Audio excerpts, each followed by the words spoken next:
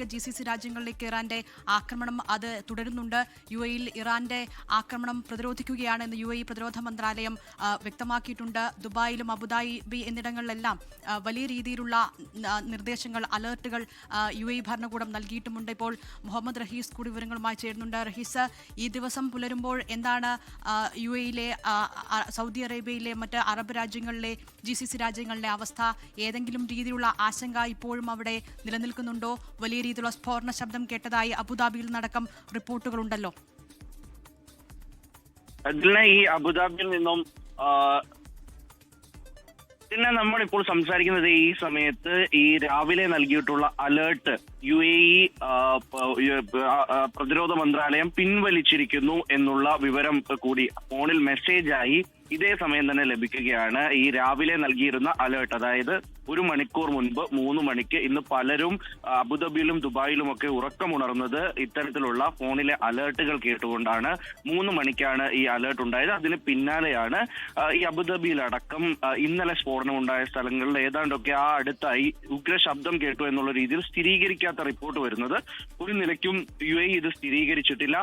ഈ പ്രതിരോധ മന്ത്രാലയം ഈ കാര്യം സ്ഥിരീകരിച്ചിട്ടില്ല. പക്ഷെ അതിനപ്പുറത്തേക്ക് ഈ സമയം അറ്റാക്ക് നേരിടുന്നുണ്ട് എന്ന് പ്രതിരോധ മന്ത്രാലയം സ്ഥിരീകരിക്കുകയും ചെയ്തിരുന്നു.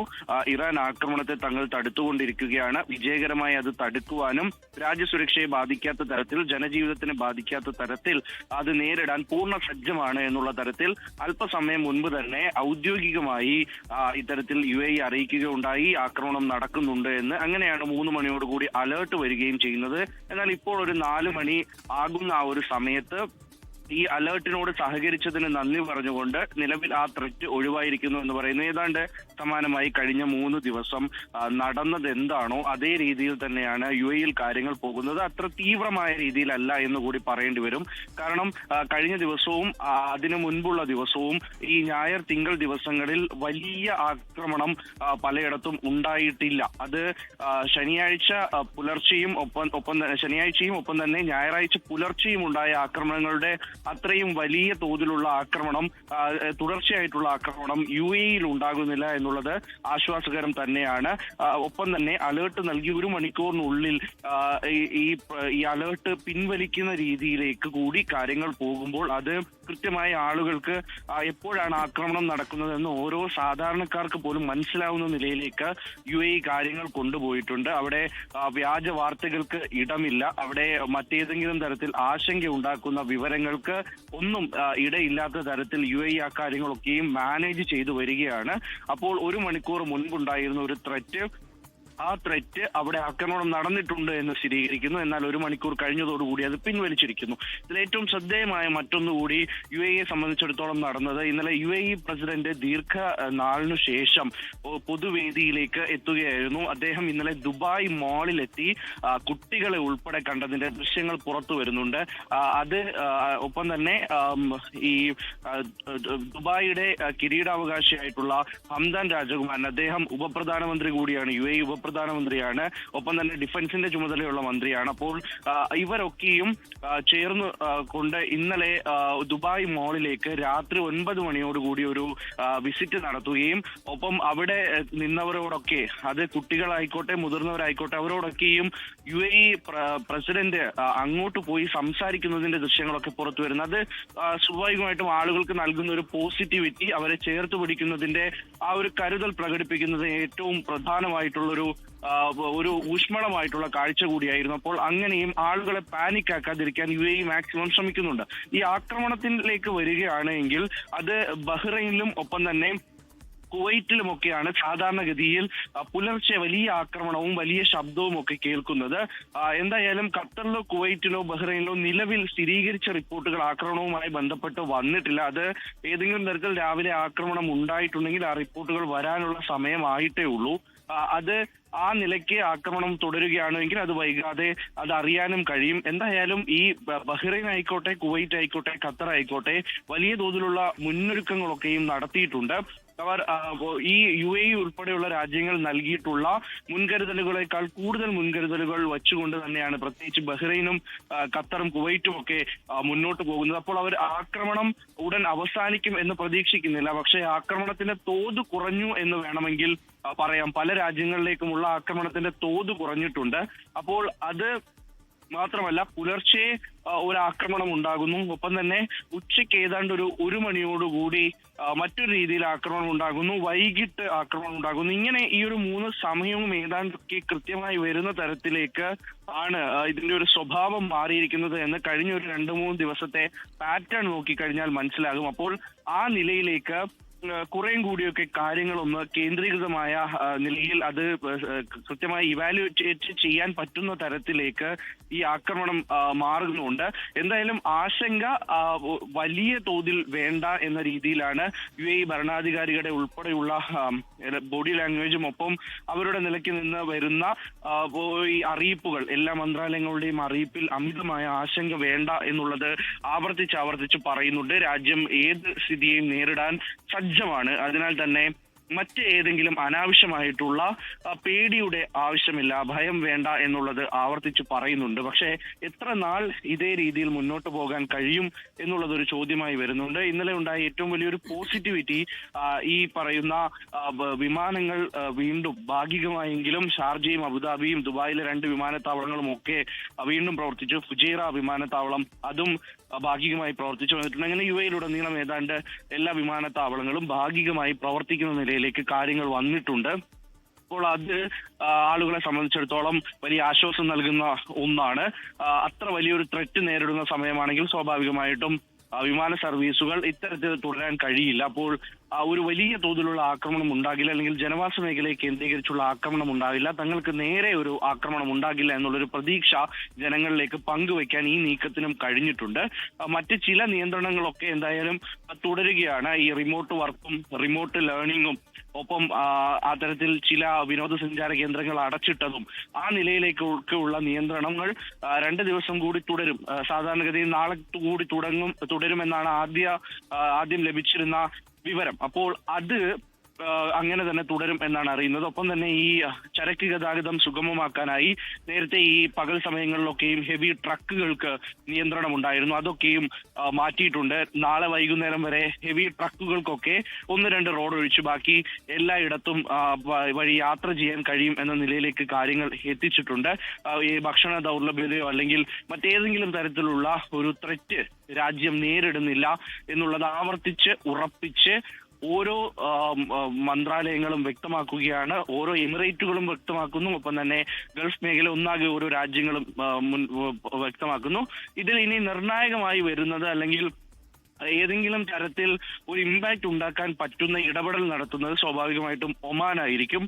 പക്ഷേ ഒമാനിൽ ഇന്നലെ ഉണ്ടായ ആക്രമണത്തിനൊക്കെയും പിന്നാലെ അവർ ഏതു തരത്തിൽ അവരുടെ നിലപാട് അടുത്ത തവണ വ്യക്തമാക്കും എന്നുള്ളത് കുറച്ചുകൂടി ഒരു പ്രാധാന്യം അർഹിക്കുന്നതും ഒപ്പം തന്നെ ഒരു കൗതുകം കൂടിയാണ്. കാരണം ഈ നിലയ്ക്ക് ഏറ്റവും കൂടുതൽ പിന്തുണ GCC രാജ്യങ്ങളിൽ നൽകി വന്ന ഒമാൻ, ആ യോഗത്തിലൊക്കെയും ഏറ്റവും കൂടുതൽ ഇറാനെ പിന്തുണച്ചു വന്ന ഒമാനെതിരെയാണ് ഇന്നലെ ആക്രമണം ഉണ്ടായത്. അതിൽ ഇന്ത്യക്ക് വ്യക്തിപരമായി ഇന്ത്യ എന്ന രാജ്യത്തിന് ഒരു വലിയ നഷ്ടം കൂടി ഉണ്ടായി. ഒരു ഇന്ത്യക്കാരൻ മരിച്ചു എന്ന് സ്ഥിരീകരിക്കുന്ന രീതിയിലേക്ക് കാര്യങ്ങൾ കൊണ്ടുപോയത് അത് ഒമാനിൽ. അപ്പോൾ ആ ഒമാനിൽ നിന്ന് ഇനി ഏത് തരത്തിലുള്ള ഇടപെടലുകളാകും ഉണ്ടാകുക എന്നുള്ളത് വളരെ പ്രധാനമാണ്. എന്തായാലും ആ നിലയ്ക്ക് കൂടി കാര്യങ്ങൾ ഒരു 4 ദിവസമായി മാറുന്നുണ്ട്.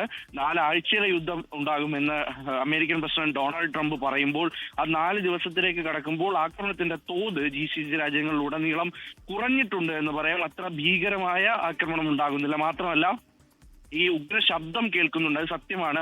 പലരും പറയുന്നത് പോലെ ഉഗ്ര ശബ്ദങ്ങൾ പലയിടങ്ങളിൽ നിന്നും കേൾക്കുന്നുണ്ട്. പക്ഷെ അത് ജനവാസ മേഖലയിലേക്ക് വരുന്നതല്ല. സത്യത്തിൽ ഈ ശബ്ദം കേട്ട് പുറത്തേക്ക് ഇറങ്ങുമ്പോഴാണ് ഏതെങ്കിലും തരത്തിലുള്ള അപകടം ഉണ്ടാകാൻ സാധ്യത എന്ന് മാത്രമാണ് ആ നിലയ്ക്ക് വിദഗ്ധർ പറയുന്നത്, വിവിധ മന്ത്രാലയങ്ങൾ അറിയിക്കുന്നത്. അപ്പോൾ അങ്ങനെ ഒരു നിലയ്ക്ക് ഗൾഫ് രാജ്യങ്ങൾ ആദ്യമുണ്ടായ ഒരു പാനിക് ഇപ്പോൾ അത്തരത്തിൽ ഗൾഫ് രാജ്യങ്ങളിലില്ല. കാര്യങ്ങൾ കുറെ കൂടിയൊക്കെ ശാന്തമാണ്. ആളുകൾക്ക് കൃത്യമായി കമ്മ്യൂണിക്കേറ്റ് ചെയ്യാൻ, കാര്യങ്ങൾ മനസ്സിലാക്കാൻ കഴിയുന്നുണ്ട്.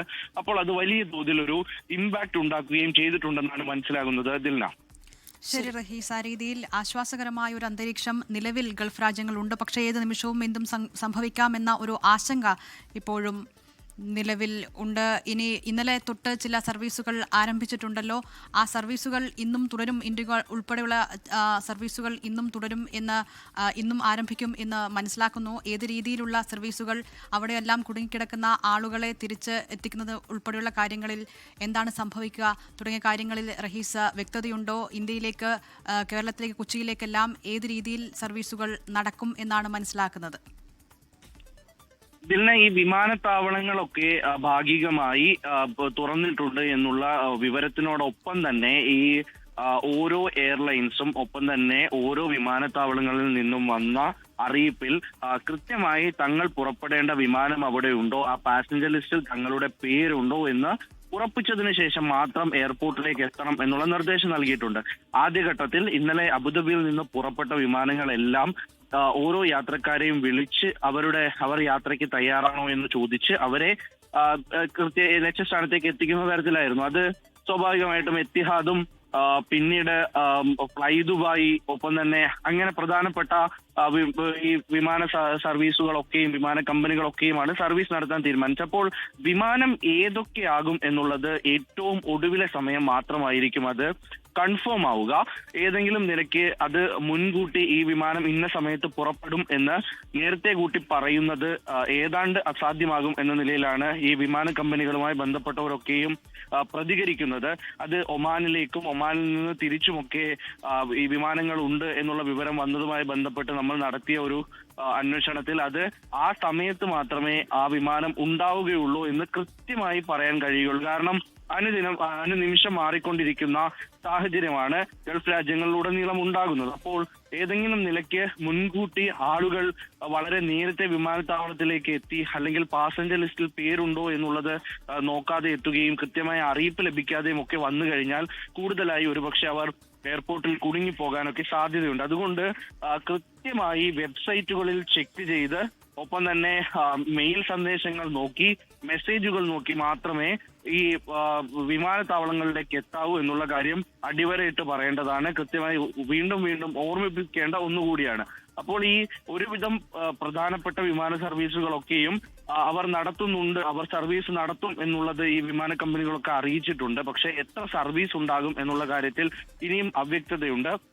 കാരണം ഒരു നോർമൽ രീതിയിൽ നമ്മൾ ഫ്ലൈറ്റ് ഉണ്ടോ എന്ന് നോക്കുന്ന രീതികളിലൊക്കെയും പരിശോധിച്ചാൽ അവിടെ എല്ലാ ഫ്ലൈറ്റുകളും ക്യാൻസൽ ആണ് എന്നുള്ള വിവരം മാത്രമാണ് കാര്യമായി ലഭിക്കുക. പക്ഷേ കുറച്ചുകൂടി അഡ്വാൻസ്ഡ് ആയിട്ട് ഇതിന്റെ സൈറ്റുകളിലൊക്കെ പോയി നോക്കിക്കഴിഞ്ഞാൽ മാത്രമേ ഏതൊക്കെ വിമാനങ്ങളാണ് പുറപ്പെടാൻ സാധ്യതയുള്ളത് എന്നുള്ള വിവരം പൂർണ്ണ തോതിൽ ലഭിക്കുകയുള്ളൂ. അത് മാത്രമല്ല, അതിൽ ഈ നേരത്തെ കുടുങ്ങിക്കിടന്ന കുറച്ച് യാത്രക്കാരുണ്ട്. അവരെയൊക്കെ പൂർണ്ണമായും അക്കോമഡേറ്റ് ചെയ്തതിനു ശേഷം മാത്രമാകും.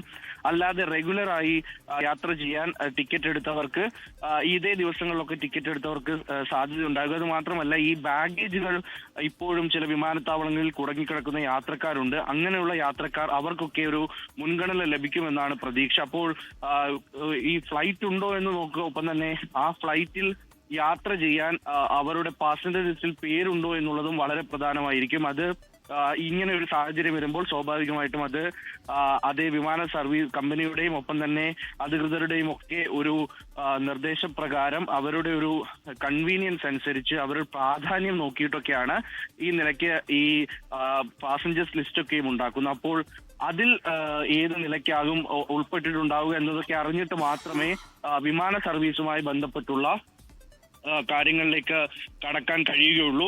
എന്തായാലും പൂർണ്ണമായും അടച്ചിട്ടിട്ടില്ല എന്നുള്ളത്, അല്ലെങ്കിൽ ഭാഗികമായി തുറക്കാൻ കഴിഞ്ഞത്, ഏതെങ്കിലും നിലയ്ക്ക് നാടുകളിലേക്ക് എത്താൻ കഴിയുന്നത്, അതൊക്കെ വലിയ പ്രതീക്ഷ നൽകുന്ന വിവരം തന്നെയാണ്. അത് സ്വാഭാവികമായിട്ടും ഒരു കൂട്ടിനുള്ളിലല്ല, അല്ലെങ്കിൽ ഏതെങ്കിലും നിലയ്ക്ക് ഈ യാത്രയ്ക്ക് കഴിയും, സഞ്ചാരം നടത്താൻ കഴിയും എന്നുള്ള ഒരു ആത്മവിശ്വാസമൊക്കെ നൽകാൻ എന്തായാലും ഇന്നലത്തെ ആ തീരുമാനം കൊണ്ട് കഴിഞ്ഞിട്ടുണ്ട്. കാരണം ആളുകൾക്കുണ്ടാകുന്ന ഒരു പിരിമുറുക്കം കുറയ്ക്കുക എന്നുള്ളത് ഇന്നലത്തെ ആ തീരുമാനം, ഈ ഭാഗികമായെങ്കിലും വിമാന സർവീസുകൾ നടത്താനുള്ള തീരുമാനം, അതൊക്കെ വലിയ തോതിൽ സഹായകരമായിട്ടുണ്ട്.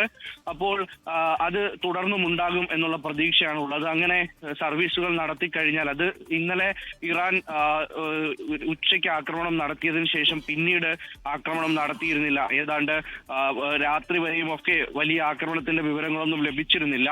അപ്പോൾ ആ നിലയ്ക്ക് ആക്രമണം ഇല്ലാതിരുന്ന സമയം അത് സ്വാഭാവികമായിട്ടും ഒരു കമ്മ്യൂണിക്കേഷൻ ഉണ്ടായിരിക്കും. ആ കമ്മ്യൂണിക്കേഷൻ വഴി കിട്ടിയ ഉറപ്പിന്റെ കൂടി അടിസ്ഥാനത്തിൽ ജനങ്ങളുടെ സുരക്ഷയെ പൂർണ്ണമായിട്ടും മാനിക്കുന്ന തരത്തിലാകും ആണ് അത് സർവീസുകൾ പുനരാരംഭിച്ചത് എന്നുള്ളത് ഉറപ്പാണ്. അപ്പോൾ ആക്രമണം ഉണ്ടായില്ല.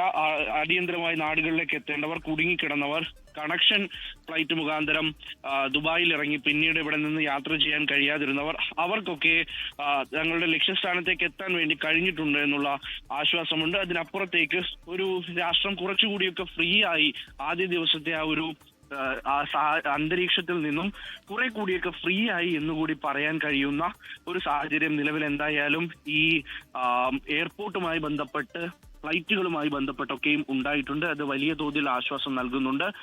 എന്തായാലും യാത്രയുമായി ബന്ധപ്പെട്ട് അത് കൃത്യം ആ സമയത്ത് ഫോളോ ചെയ്ത് വിവരങ്ങൾ മനസ്സിലാക്കി മാത്രം വിമാനത്താവളത്തിലെത്തുക, അത് മാത്രമാണ് ആ ഒരു കാര്യത്തിൽ സ്വീകരിക്കാൻ കഴിയുന്ന ഒരു പോംവഴി എന്നാണ് നിലവിൽ മനസ്സിലാകുന്നത്. ശരി, മുഹമ്മദ് റഹീസാണ് UAE-യിൽ നിന്ന് വിശദാംശങ്ങളുമായി ചേർന്ന്. ലോകത്തെവിടെയായാലും ഏത് സമയത്തും 24 വാർത്തകളും ഓഗ്മെന്റഡ് റിയാലിറ്റി പാക്കേജുകളും എക്സ്പ്ലെയിനറുകളും വിശദമായി കാണാൻ ഞങ്ങളുടെ YouTube ചാനൽ നിങ്ങൾക്ക് സബ്സ്ക്രൈബ് ചെയ്യാം.